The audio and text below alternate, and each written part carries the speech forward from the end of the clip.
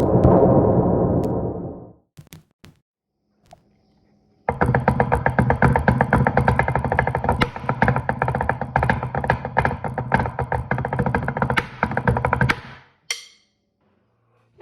right, so today we're going to talk about crossovers. There's at least two types of crossovers, just like the backsticking video. If you saw that one, we have our traditional grip here, and we cross over like so.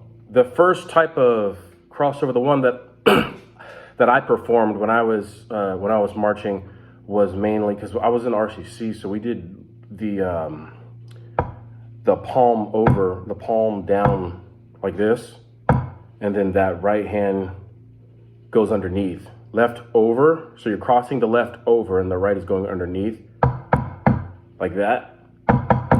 So you switch beating spots. You'll have at least two beating spots. Well, you'll have two different beating spots from your regular set position to the crossover position. And especially if you're going multi-bounce underneath, you want to do what's most efficient. So, which is going to be that beating spot here, and then cross underneath. It's not going to be a drastic difference. It's not going to be a drastic difference of beating spots, but it's definitely going to be it's definitely going to be different. And you want to make sure that you're crossing over just enough to clear the stick, so you don't have to travel such a far distance. You want to be a minimalist when it comes to this. For these types of crossovers too, I remember we had the Pearl Carriers, and we had to go a little bit more, maybe about halfway, because some people's J bars would be coming in contact with, or some people's butt of the stick would be coming in contact with the J bars right here. So we had to go forward a little bit. It just kind of depends on your setup. If you have maybe like a Randall May carrier, it might be a little bit easier to do this without hitting your harness. So yeah, that's actually a good example. RCC 2008, they had a whole stick trick moment in the very beginning, the snares, and let's watch that right now.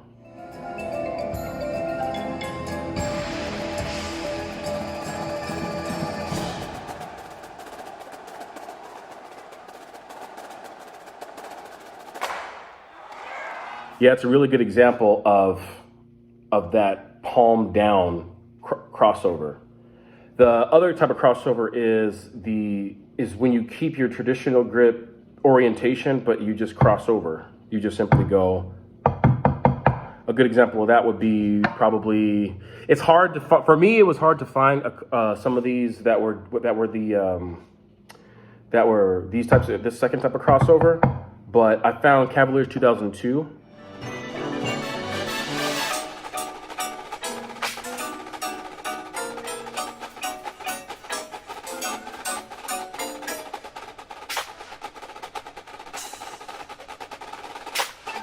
Yeah, that was a pretty good one. And so for both of these, I guess the main thing is making sure you have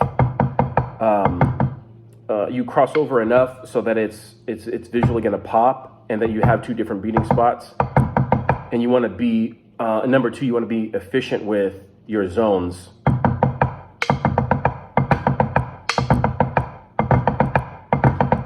So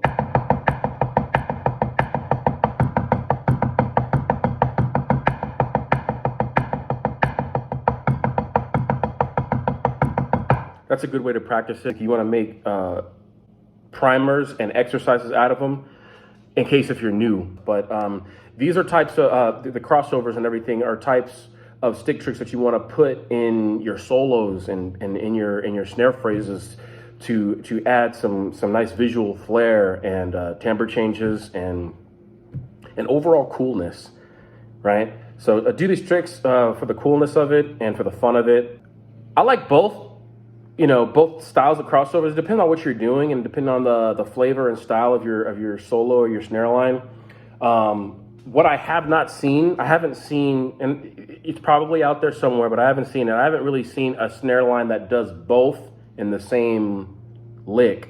If you guys can find a snare line or even a soloist that has both types of crossovers in the same piece, drop it in the comments. I would like to see it. I think that's it. This is a short one. Still an old trick, but you know, one worth mentioning, one worth teaching.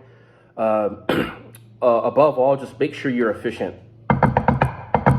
And don't leave early. Like if you guys are in if any of you out there are familiar with quad drumming at all, you know, they have to worry about rim. But when we're doing, you know, crossovers, we have to worry about we have to think about mitigating hitting our sticks together.